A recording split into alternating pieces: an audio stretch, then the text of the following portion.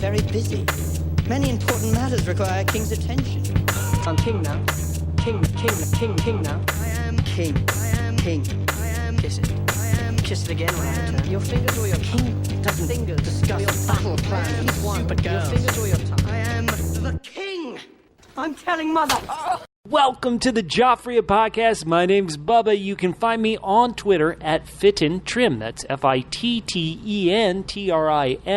at FittenTrim on Twitter. And with me, as always, is somebody who loves walking through the streets of Dubrovnik naked, even if he's not been shamed. It's Catfish. Catfish, how are you doing? How can people find you on Twitter? I am doing great, Bubba. Great. There's nothing like the wind on your balls as you walk through the square. You can hit me up at CJGman67 on Twitter. Your 67th favorite CJG man. Catfish, we're recording this. It's 2 weeks away. We're going to release it. It's going to be about a week and a half away Oh from my God. Season 7. Holy smokes, it's here. Oh my goodness, it is like winter. It is coming. It's here. It's not here where we are. There is heat, man. Oh, my goodness gracious. It is hot where we are. Yeah, so winter's coming. That'll be refreshing. And you know what, though? I'm almost sad it's not here yet, and yet I feel like it's almost over. It's so short. I feel like it's almost over. No, we were promised long seasons. We're getting short I'm seasons. so sad. It's over. How many times can I watch the first episode of Gorgeous Ladies of Wrestling? Catfish, this is our 6th podcast, PreGame Podcast, getting everybody ready. We've decided to release 7 podcasts to count down to Season 7. This is Podcast 6 of PreGame. We have got a great podcast for all our double L's this week. Double L's? Well, double L's for Season 7, I decided to give a new title, and that Okay. is Loyal Listeners. Oh, okay. That's much better than the last one. Yeah, it was insulting what we called them before. It really was. It really was. I'm glad we finally tried to embrace them rather than calling out their humanity. Yeah. So, on today's podcast, we're going to have another one of the things I like to call a double S. Double S. Well, that's right. We've got a spin-off special, Catfish, where Oh, my goodness. this podcast has been so popular, people ask us to spin off other ideas, other concepts in the A Song of Ice and Fire, Game of Thrones community.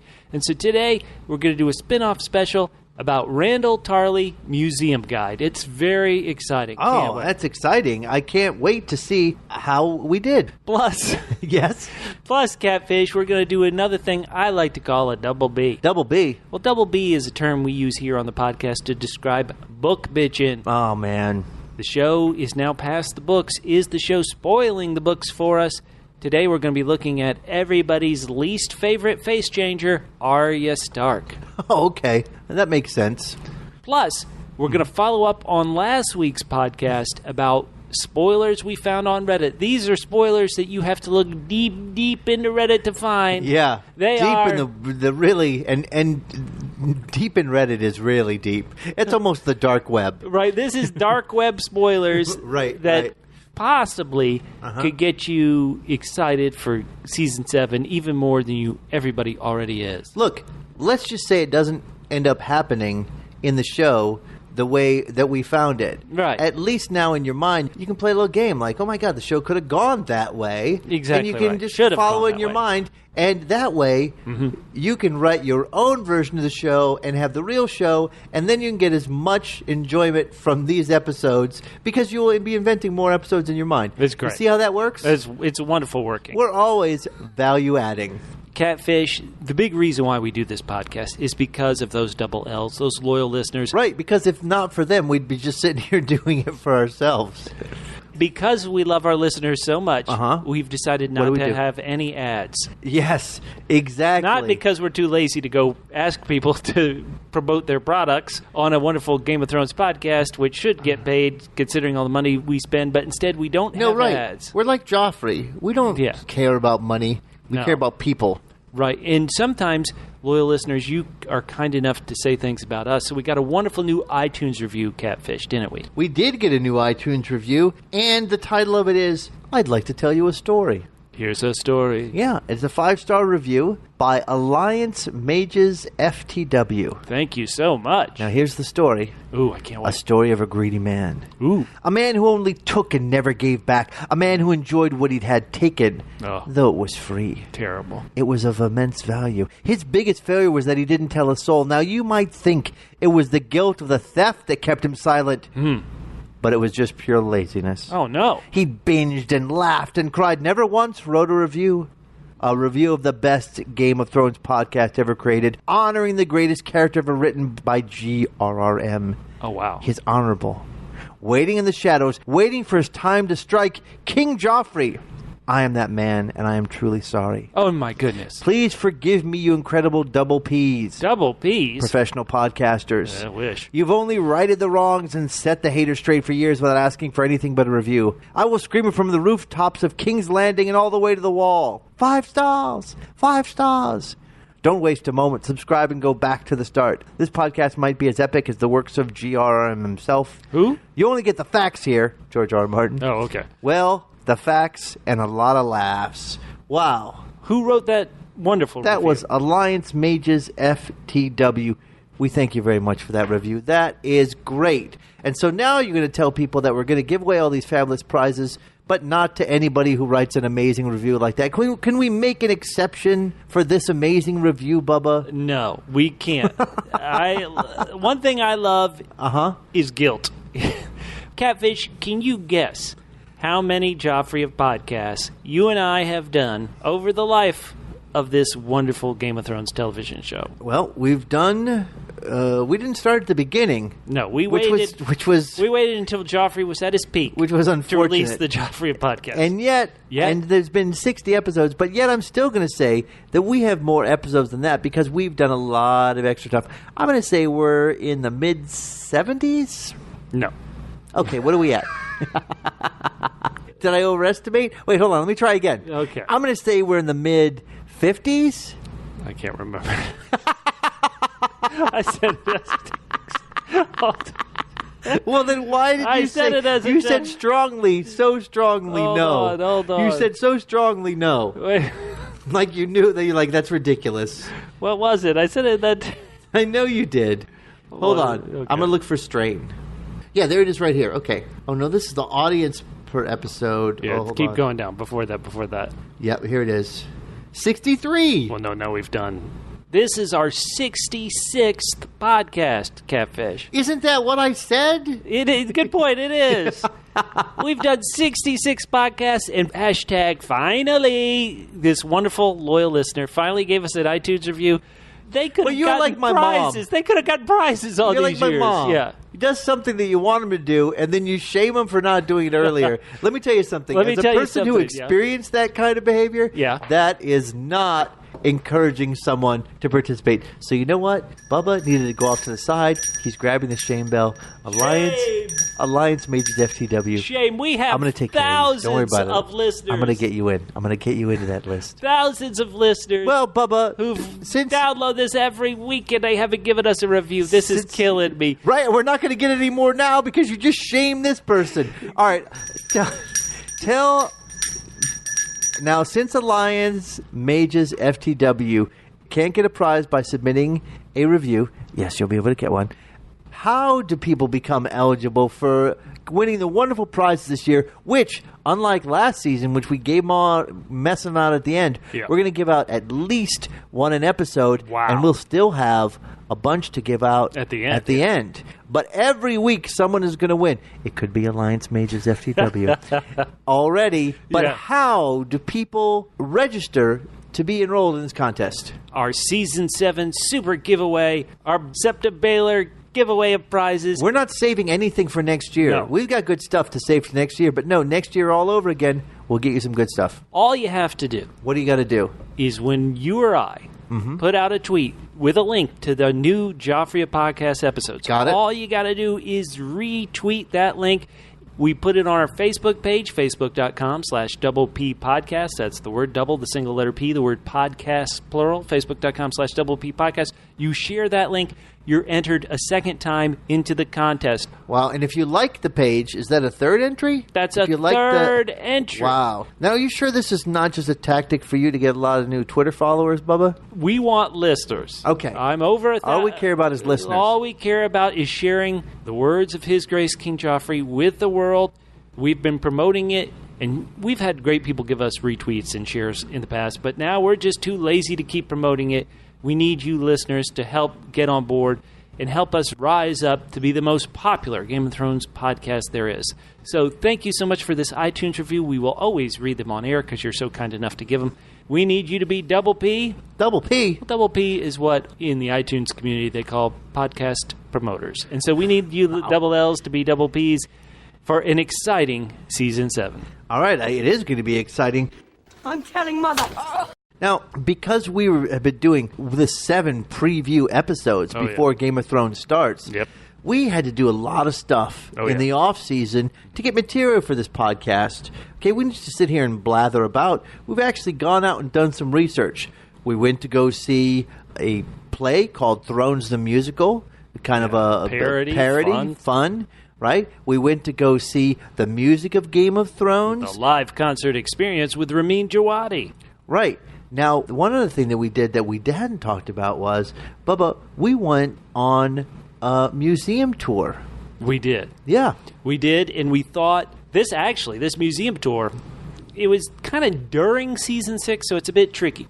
But we went on it, we recorded our trip, and people love this show so much, love the focus on Joffrey. They're like, how can we get more content? So they're always asking us to create spin-off specials. And so we went down on our tour of the Reach of Westeros, lovely area of Westeros known as the Reach. You're right. This was about probably midway through last season. Yeah, right around then. And so we recorded it, and so it's going to be yet another podcast here on the Double P Podcast Network. It's called Randyll Tarly-Museum Guide. All right, well, let's just run the tape. Yeah, let's just play it.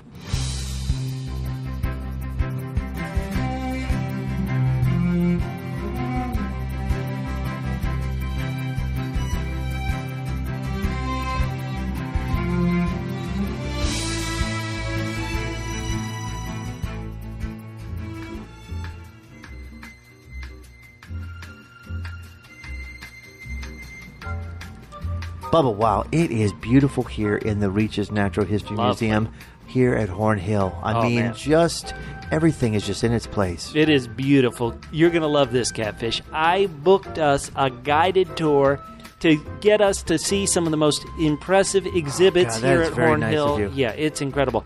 I bet this is him now. Here he comes. Excuse me. Hi there. Hi. Are you our tour guide? I'm Lord Randyll Tarly, Lord of Horn Hill, head of House Tarly. Oh, man. I bet this guy really knows his stuff, huh? I led Mace Tyrell's army at the Battle of Ashford. I'm the only general to defeat Robert Baratheon in his rebellion. Cool. Wow, cool. Humble brag there, buddy.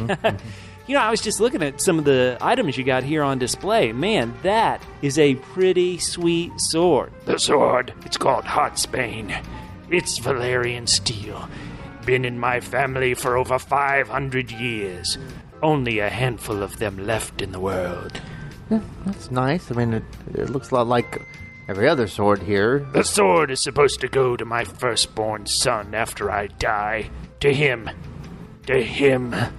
he will never wield that sword. Okay, all right. But what if he does want to wield it? He will never wield that sword. Okay. How about a hypothetical, though? So say your house, Horn Hill here, was being robbed, and he wanted to stop some burglars. Could he? He will never wield that sword. Okay, all right. Now, look, hold on. Now, what if he's just standing there? Yeah. You know, innocent. Yeah, come on, underneath, guy. He's just like waiting for dinner to start. Right. And all of a sudden there's an earthquake, and the sword falls right into his hand. He will never wield that sword. Huh. All right. Yeah. Okay. So I guess what you're saying is no sword for him. My son is going to become a maester. That's a solid choice. You know, get job stability, 0 chance of gruesome death. Chicks dig the brainy. My son is on his way here as we speak. Oh, that's going to be nice, huh? Get back together? He's bringing a Molestown whore and the bastard she gave to him here with him. Ooh. Awkward. That seems a little personal. We're just here for the tour, so now back to the sword here. I wager you that he still can't sit a horse or swing a sword. I mean, that's no big deal. I mean, we took an Uber here, and you can bring guns on Uber. My son does not even resemble a man. Oh, gender reassignment surgery. Ooh, ouch. What, Bubba? Well, that son, he's got to beware double H, double B. Double H, double B. The Hornhill bathroom bill. Oh. Yeah. Ugh. He will never wield that sword. Thanks, Guide. You've mentioned that, but what about us? We're here, it's not in the case. Can we wield it? No one will wield it. Oh, man. Well, I mean, can we look at it? Stop looking at it! Gotta be honest, we read in Maester Rick Steve's travel book that your sword, Heartsbane, the one you're showing us here, apparently that's a two-handed greatsword. What does that really mean? You read, wasting your life reading books. I mean, books, TV shows, podcasts. It's all pretty wasteful. Spending your life reading about the achievements of better men. And visiting museums like this. I mean, isn't that the point of museums? No wonder you're soft and fat. Are you trying to body shame us, Lord Tarly? You will never wield that sword. Jeesh, we got it. Okay, all right, no sword wielding. Man, when we were reading about this place down in the gift shop, they didn't mention anything about rude tour guides. What do you mean, down in the gift shop? The gift shop is at the end of the tour. The exit. Well, yeah, but, I mean, Where did you come from? Did you sneak in from the gift shop? I mean, it's not really worth debating, who did or didn't, pay admission and who, snuck in or didn't sneak in. I mean, we did pay for, we're on the tour, right? I will kill any wildling who sneaks in without paying admission. Wildling? Wow. Dude, this is the Reach. We're hundreds of miles south of the wall. What's your deal with wildlings? Chill out, dude. Are you trying to distract me? No, we're trying to distract you. I mean, that's what we're talking about. Now, wait, I was confused now. Wait, did you say again, your son can or cannot wield the sword? He will never wield the sword. All right, okay, Bubba, let's get out of here. He will never wield this sword. Dickon, come here. Dickon, wield the sword. Did he say Dickon, Bubba? Man, great tour.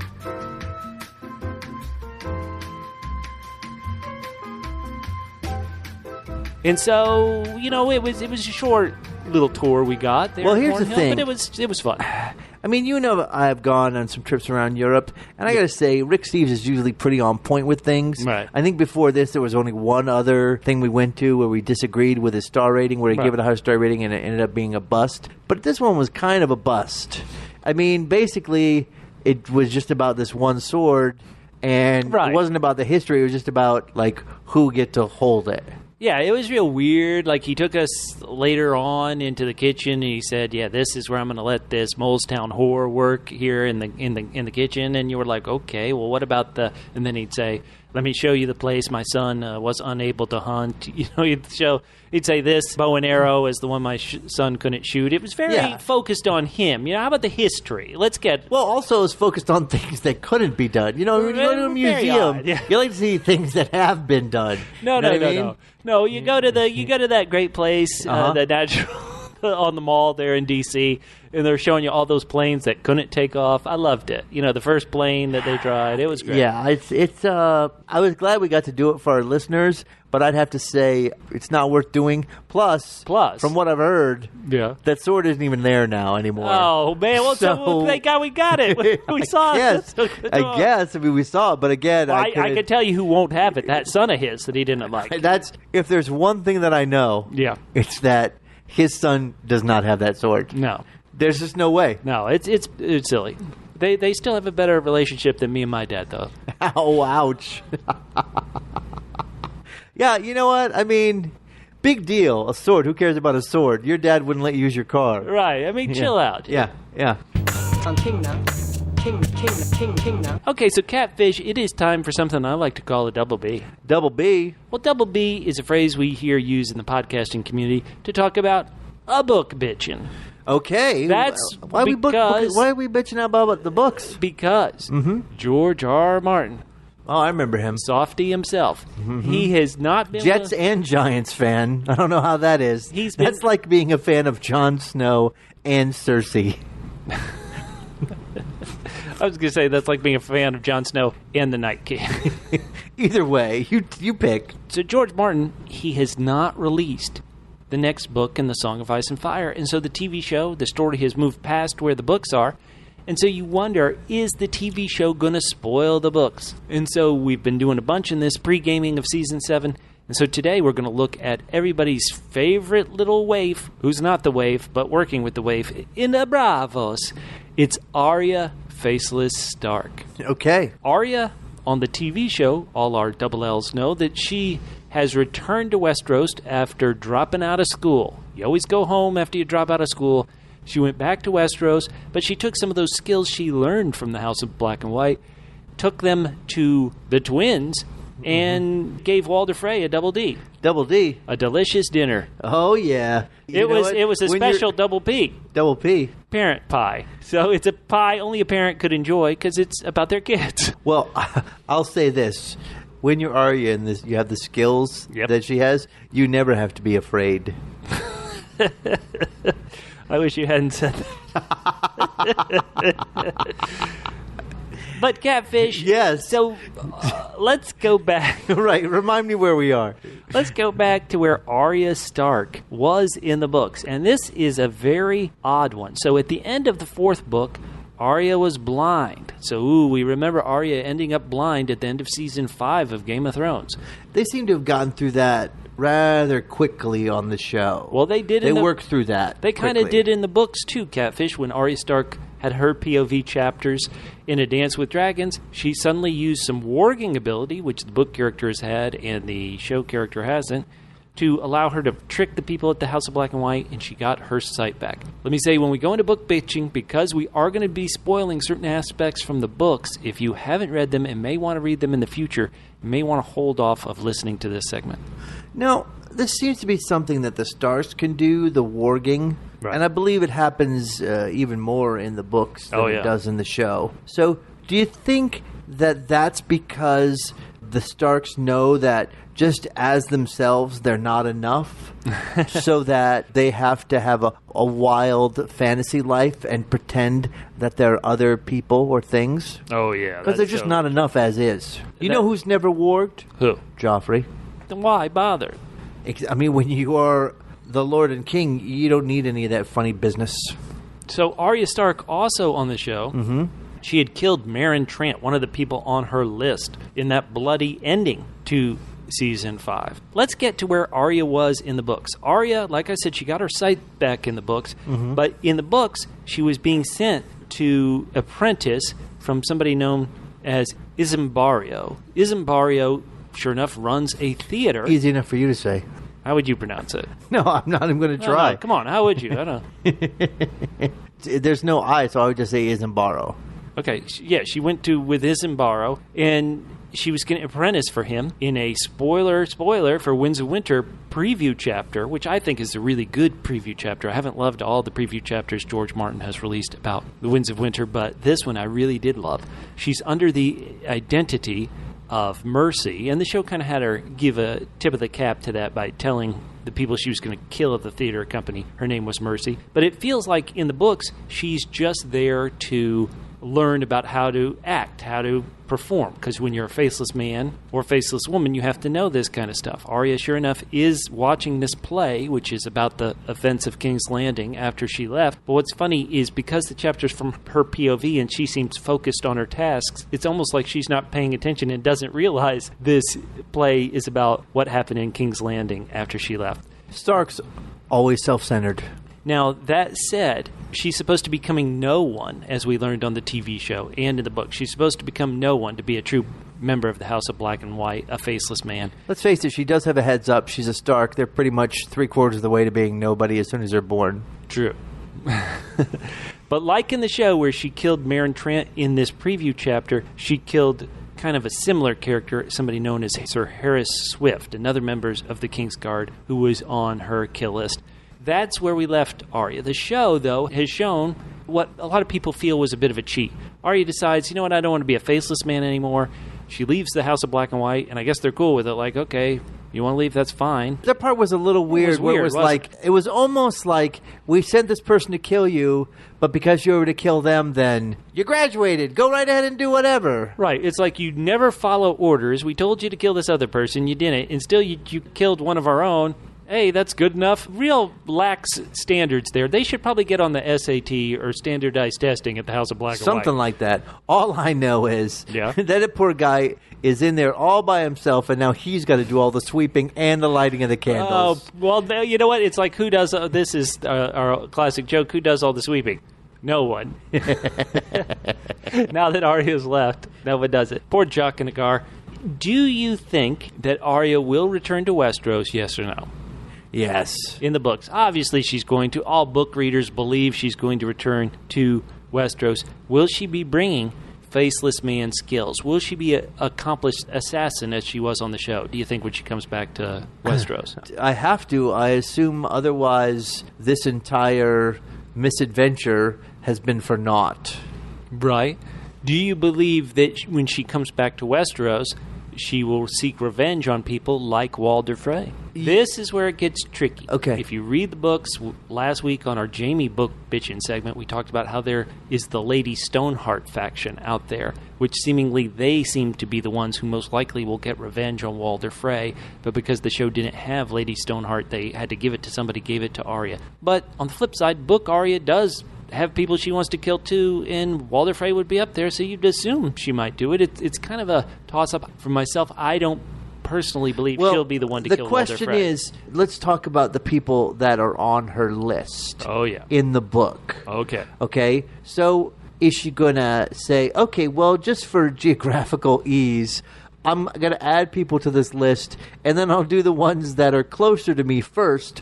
Or is she going to say, let me do the people on my original list, the ones that every night before I went to bed, I said their names, I said their names, I said their names. Am I going to do that list before I get to any other names? In the book, she still got some people on her list. So I'm going to read you a list here, and this list is from A Feast for Crows, chapter 22. All right, let's so this is the book list. You ready? Okay, got it. Sir Gregor, who's now the Franken Mountain. Is she really going to kill him? That's the first name she lists. Fine. The next one she lists is Dunson. Do you even remember who Dunson is? Do I even remember who Dunson is in the books? Who she wants? I don't remember who Dunson is. Yeah, Good that's Lord. not a very familiar name. But Dunson, just so everybody knows, he's one of Sir Gregor the Mountain's men who she had to deal with in the Riverlands. She's very petulant. If anybody ever looked at her sideways, she put him on that list. He was the one who took Gendry's bull-headed, you know how Gendry has that helm that looks like a bull. He took it, and so that's one of the reasons she hates him. I'm telling you, if you, and don't forget the cook who gave her a piece of meat medium instead of medium rare. All right, next on the list is another book-only character. It's, of course, Raff the Sweetling. Raff the Sweetling. He forgot to thank her one time when she let him go into a door first. Raff, just so listeners, they may not remember him, he was another guy with part of Sir Gregor's people who captured her, brought her to Harrenhal. Raff killed a screaming mother who was just an innocent peasant woman. He also told stories about him committing war atrocities in the War of Five Kings. So that's another person. So this is that I don't remember, because then I guess I'm not, since I reread the first book a few times and more than twice, and then the second and third book more than once. Mm-hmm. But the show has subsumed that. So now I'm only thinking of the people that she mentioned on the show, who are people that we know. All right. Well, so who are the people on the show? Well, hold on. Let me keep going with the books because it gets crazy. She mentioned Sir Ilan Payne. Obviously, he's the guy who chopped off Ned's head. Okay. Last in the books, he was part of Jaime Lannister's traveling troupe trying to straighten out the war in the Riverlands. In the book, she does mention Sir Meryn because she believes he killed Syrio Forel. She mentions Queen Cersei. Right. That is the final one she mentions in this list. What do you think about it? We talked about it during Queen Cersei's book, Bitchin. In the most generous, the most kind of liberal definition of the Valonqar, which is the prophecy Cersei got in the books, not on the show, Cersei would be killed by somebody who in High Valyrian possibly means little brother, but a lot of times Valyrian words don't specify gender, so it could just be little sibling. Is Arya Stark the little sibling? But Queen Cersei is on Arya's list, so that's... I know, but what seems silly to me is if you're going to extrapolate this, it means nothing. Well, hold on. There are many, many people who have an older brother or sister. There's so many people in the world that are still alive, that are little siblings. In other words, the prophecy means nothing if it includes all but maybe 30% of people in the world. Yeah, if but it doesn't mean 30% of people in the world that we know of have Queen Cersei on their who want to kill Queen Cersei and have the means to kill Queen Cersei. Well, this would be 70%. So, right. Are people who are not firstborn who could kill Cersei. But do you say that, and this could be true in the books and the show, that 70% of the world wants to kill Queen Cersei? I do, but what I'm saying is it's not much of a prophecy if it applies to so many people. I think that's the way prophecies usually work. I think it should be one of her siblings. Well, okay, so you're saying there's no way. So then you're saying... It should be her presumably younger, yet actually older brother Tyrion. Or her... The actor who plays is older. Or her real... brother Jaime, who was born just a few seconds after. So you're saying Arya kills nobody on that list? No, I think in the books she probably gets rid of all the... I think she gets rid of most of them. I just don't think she gets rid of you wouldn't Cersei. Yeah, she's going to get rid of all the people we don't know. How about Cersei and Sir Gregor? Either of those? She can kill the Franken Mountain, known as Robert Strong in the book. She can kill him. It'd be hard for me to see Arya killing him, even though she does have a connection with the Hound, so you could also see that tiny... Listen, who does Franken Gregor trust? Who does he trust? Yeah, who does he trust? The Queen and Qyburn. I assume only two people, right? Right, and Qyburn's a very slight guy. What I'm saying is, he's not a big dude. Like, Arya would have a hard time portraying... or being Jaime, because he's got a big and broad shoulder. But Qyburn's a petite guy. Right, she could just be Qyburn. takes his face. She'd be like, just lay down here. She attaches 2 electrodes to his nipples. Boom, he's done. Oh, man, that'd be perfect. It would, and some people pay for that. All right, so Arya Stark, we believe she is coming back to Westeros. She will have the skill of the Faceless Men. But how about this? Will she be able, in the books, to leave the Faceless Men so easy? I mean, I've had harder times getting out of relationships than she had with the House of Black and White, and she knows all their trade secrets. I think that was extremely shortened for the show. They had so much to do, and even though they already took some stuff out, they shortened it. I think it's going to be a lot more complex in the books, and a lot more satisfying for people who are interested in her storyline. You don't think that in the books she'll just say, okay, double L. Double L? Well, double L is a phrase I always use in my real life that says, later, losers. You taught me all your skills on how to change your face. Catch you on the flip side. All the time I give double L's to the show. Loyal listeners? Yes. Will know that all the time I am saying that I like the way the general direction of the show goes better than the books, because I feel like a lot of ancillary characters are added to the books. But I think in some cases, like the Arya storyline, it'll be a lot more satisfying in the books than it is on the show. It'd be a hard time being less satisfying. Now, I want to give George R. Well, there you go. I want to give George R. R. Martin a bit of a nod here, but also kind of a situation that he just unfortunately found himself in, so he's the cause and the blame. If you're a huge fan of the books, you know that after the third book, A Storm of Swords, George wanted to, in the story, have a 5-year gap to where it'd be like, okay, you read A Storm of Swords, now 5 years later, hey, here's what the characters are up to. That would allow these young children characters like Sansa, Arya, Bran to age up and be adults. And it would also allow him to skip over some of the training they would be doing. So literally, the show did it with Bran, where they skipped him for season 5. I actually thought it was a mistake, but they showed the training of Arya, they showed Sansa, and so in some ways, this part of the story, for these particular characters, I don't think George ever intended to show. I don't think he ever intended to show Arya's training. I think he was just going to cut, and it was like, okay, here's this faceless assassin in Bravos. But because other parts of the story, you would have to think about, oh, wait a minute, Stannis is just going to hang out at the Wall, Castle Black for 5 years. Cersei is just going to how is she going to react after her father just got killed? And so other parts of the story was like, oh, well, I can't really jump ahead 5 years. And so George kind of created this problem on his own. And so maybe the showrunners just had nothing to go with because George hasn't finished it yet. And so they said, well, George told them, well, Arya's going to leave the House of Black and White. I haven't worked out the full details of how she's going to do it. And so think about it. They were writing this 2 years ago when they were writing the scripts for season 6. And so they're like, you can't give us any reason? Okay, she just leave. Fine. Right. Again, he might have given them the kind of outline of... real generic outline kind of what we got, and they put in the details, or maybe they just put in everything and they said, all right, hell, let's just get her in and out as soon as possible. Yeah, I remember being very upset about that storyline at the very end of it. The last kind of 2 episodes she was in, the one where she got knifed and then the one where they let her go. I was like, this is kind of sloppy storytelling. My older sister, though. Double S. Sloppy storytelling. Oh, that's what I always like to say it first and then come up with a double S. The way you do that is you see it? Did you enjoy Double A? Double A. Avenging Angel Arya. Right, that makes sense. Did you enjoy Triple A? Triple A. Avenging Angel Arya. Oh, my God, as she right? killed Walder Frey. Did you enjoy at least that moment in episode 10? Because Absolutely. I've heard from people they really love that. Absolutely. Is Arya too far gone? That's one of the things the show keeps... I said it in a previous podcast. I think the show keeps yo-yoing us like, oh, no, Arya's good. She won't kill this innocent actress. Wait, no, Arya's bad. She loves not only killing but brutalizing Meryn Trant and Walder Frey. Flip a coin. Arya good or bad when all is said and done? What do you think?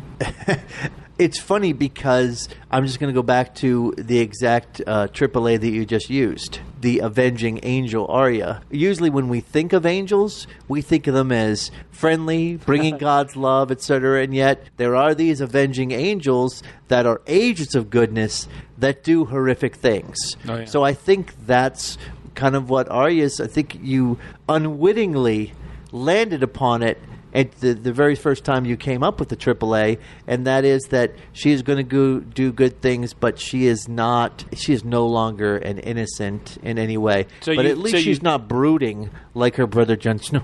Oh, so you think she's a triple D? Triple D. Yeah, deadly, dangerous daughter. Yes, that's absolutely true.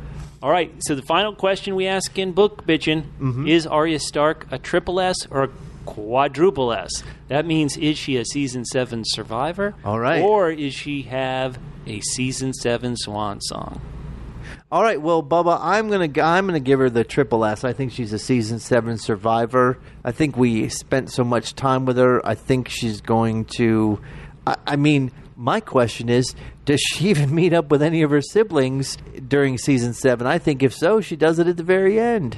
Yeah. I think she's a season 7 survivor. What about you, Bubba? I'm with you, Triple S, season 7 survivor. Listeners, for next week, our final pregame podcast, our 7th of 7 podcasts, counting down to season 7 of Game of Thrones. We're going to do all the characters we haven't talked about, ask if they're a triple S or a quadruple S. So are we going to do it for Dario? Are we going to do it for Bronn? We are. I love it. And all right. Some of these answers may surprise you. Are we going to do it for Gendry?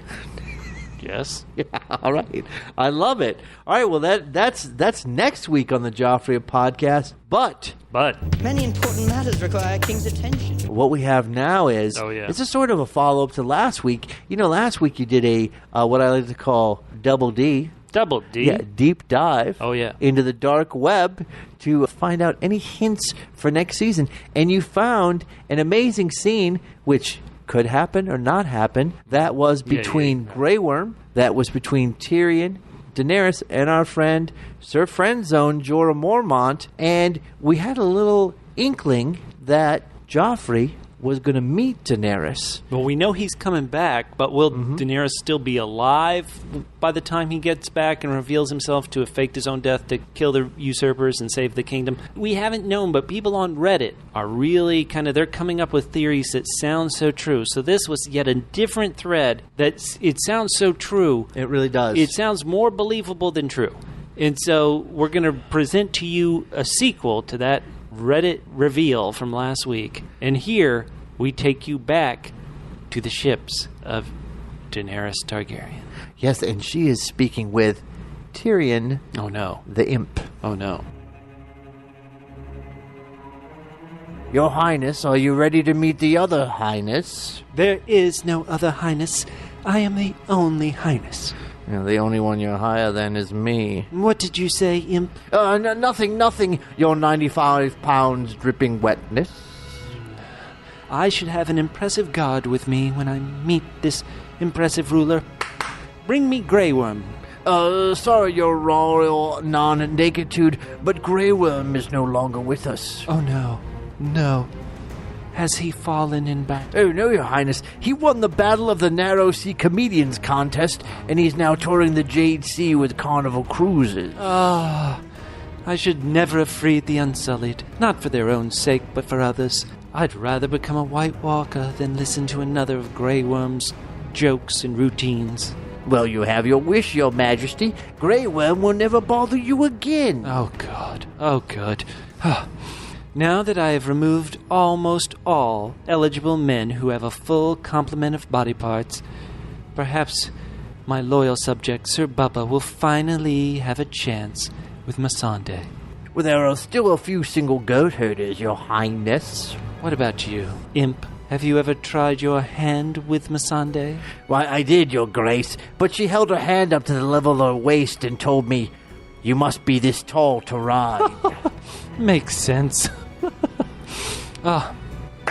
Have some people bring the boulder throne up on deck. You mean Sir Jorah? Yes. I didn't have you take 3 hours of your precious drinking time to pose Sir Jorah that way for nothing. He is now officially referred to as the Boulder Throne. Well, yes, Your Highness. And listen. Wait, do you see that? It's blinding my eyes. It's approaching us. What is it? Suddenly I feel the need to drop down to my knees. I haven't felt this way since my call. Drogo, my sun and stars. I could have sworn you did that at least once for Dario. Or was it Dario 2.0? What's that you're saying? Nothing, Your Highness. That is actually King Joffrey. Oh, wow. That is one fine hunk of double B. Double B? Double B is what I like to call, when I'm not drooling, I like to call blonde bodaciousness. Looks like I've got a double D on my hands. A double D? A dripping Daenerys. Now shut up, imp. Take off your shirt so I can use it as a double M. Double M? Mini mop. Get it? A mini mop, because I'd use your shirt as a mop. I'm dripping in your small mini. Listen, never mind. Here he is.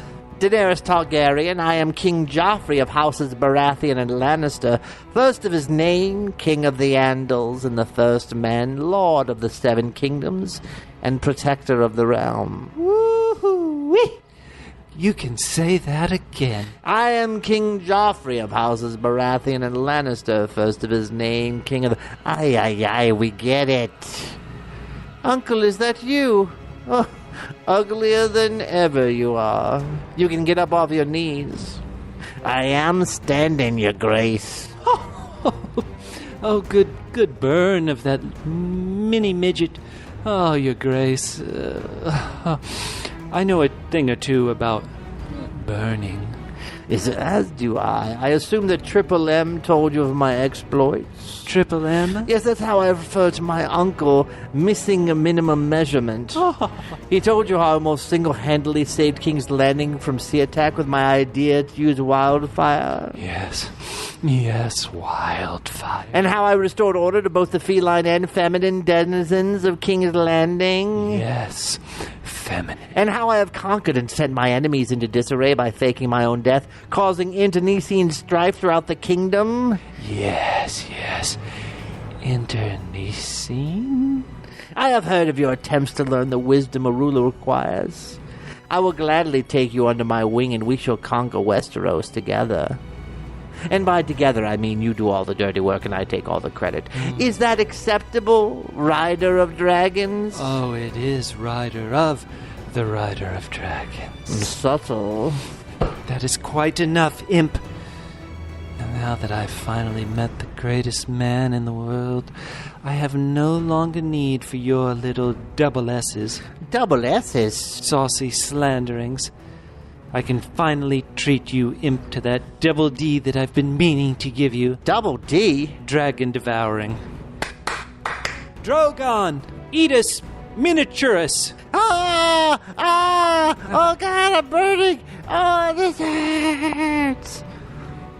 Your dragon still looks hungry. Well, that's because your evil Uncle Tyrion Didn't measure up. Oh, your grace. Yes. Let me show you my Fire. Joffrey, let me put it this way. I'd walk through fire for you. Yeah. I'd enter the House of the Undying for you. I'd spend another 3 years in Marine for you. No. I'd do it. No. Yes, all right. Just give me the dragons and move along.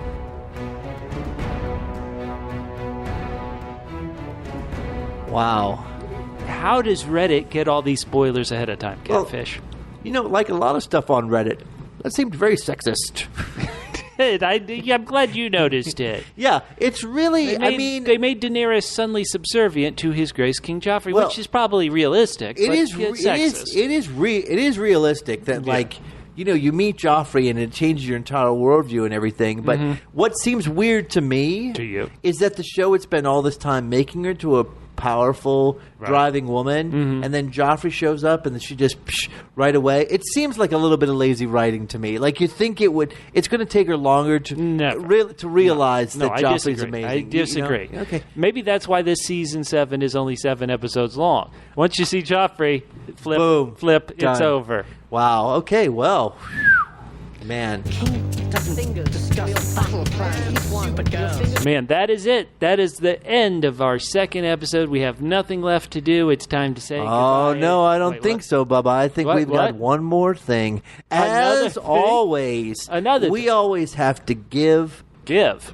Yeah, we like to give. We give back to our loyal listeners. Oh. We don't know. People out there in the world, Yeah. times are tough. Oh, yeah. And maybe people need a little pick-me-up. They do. They need to feel inspired. Oh, yeah. And so what we do every week we do this Every single podcast is we announce a Joffrey of the Week. Someone real or fictional who has done something that reminds us of all the amazing things that Joffrey can do, so that it inspires us to do better. It inspires us to become the best Joffrey we can be. Yeah, but since no one can match Joffrey, I guess the segment's over. So, for everybody here on the... Oh, wait. you know what? No one can be everything that Joffrey is. Oh, okay. But maybe every week someone can give us a little glimpse to one small facet of Joffrey that reminds us how amazing Joffrey is, how hard he is to match, but also, kind of illuminates the Joffrey-ness that can be found in the world. Yeah. So you know what, Bubba?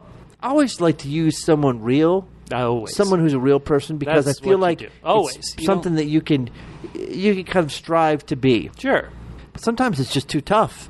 The world is tough. In all the billions of people in the world, there just isn't one person who jumps up and says, "That's me." So this week I'm going to use something fictional. What? And I'm going to use it from a different show that's on Stars. On Stars Television Network? There's Not a show HBO? called Okay. American Gods on really? Stars. Never heard of And it. in their final episode, it's a show about real gods, Yeah. living, and people's belief in them makes them manifest. Right. And they're at a party Yeah. in the final episode, and it's an Easter party. So because of that, it's kind of the rising of Jesus.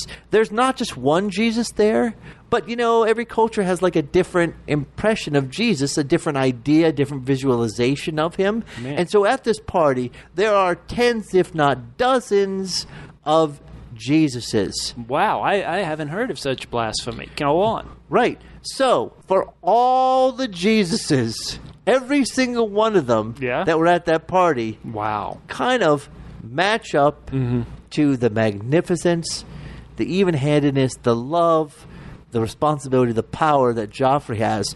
So for this, my Joffrey of the Week goes to multiple Jesuses from American Gods. Wow. You would need that many to kind of get close to Joffrey. Exactly. That's what I'm saying. Wow. Well, great Joffrey of the Week. So for everybody here on the Joffrey... Oh, no, wait, hold on a second.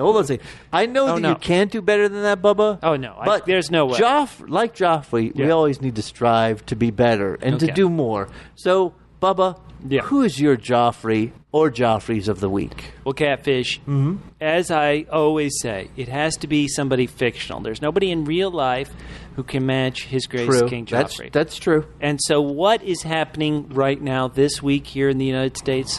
The 4th of July. Okay, right. And so I have decided to pick the most fictional character who represents the 4th of July. Yes? And so my Joffrey for this special week, 2017, George Washington. Okay, and so, okay. And how So does George that, Washington, what'd he do? just like Joffrey, Okay. where did George Washington work? The city of Washington. Isn't that an odd coincidence? Think about where Joffrey worked. He was king, and where did he work? King's Landing. Right? This is right up there with how did Lou Gehrig get Lou Gehrig's disease? It's like, what are the odds? Right. So Washington, like Joffrey, first and foremost, he lived in Washington. Okay. Now- Not Philadelphia. No. Okay. Second, When he moved into the White House, it was in Washington. I just want to make that clear that that's what you're saying. I'm talking about the fictional character of George Washington. Oh, okay. Oh, right. The fictional character of George Washington. Now listen to me. Sorry, got it. So 4th of July. Uh-huh. So just like Joffrey, Uh-huh.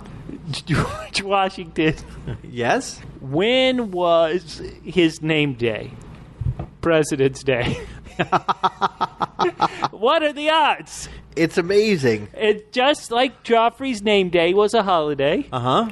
Similarly, President's Day. Because in King's Landing, what could you do on Joffrey's name day? Get great deals on mattresses.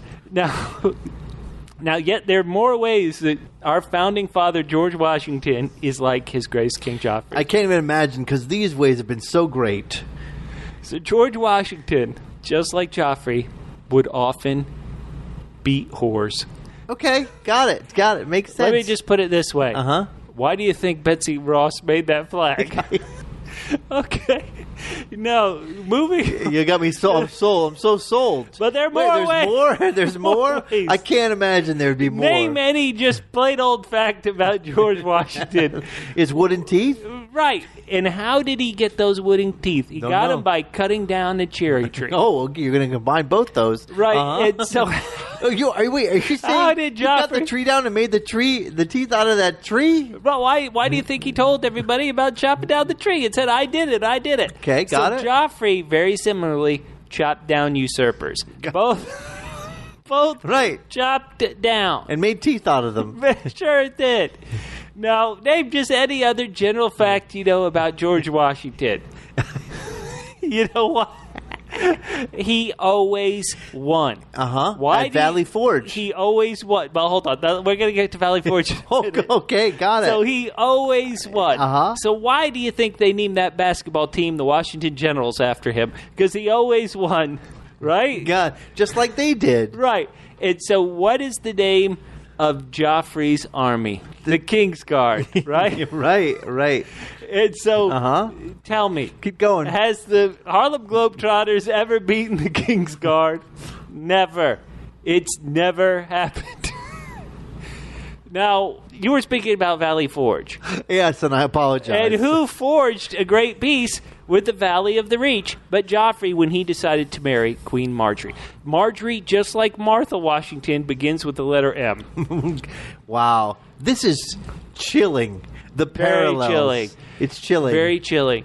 Now listen, Joffrey was, like Washington, engaged to somebody else first, right?